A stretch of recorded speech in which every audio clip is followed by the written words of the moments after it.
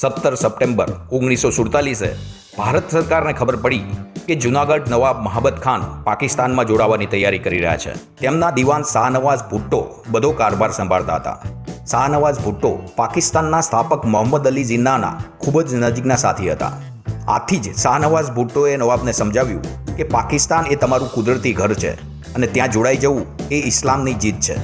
નવાબે જાહેરાત કરી, જૂનાગઢ હવે પાકિસ્તાનમાં જોડાય છે. સરકારે તાત્કાલિક તપાસ શરૂ કરી. તે સમયના ગૃહ મંત્રાલયના સચિવ વીપી મેનનને આ મામલો સોંપવામાં આવ્યો. ત્યાંથી એક નવી યોજના જન્મી. આરઝી હુકુમત આશરે 4000 યોદ્ધાઓની સેના બની. તેમણે જૂનાગઢ રાજ્યના ગામો પર કબજો કરવાનું શરૂ કરી દીધું.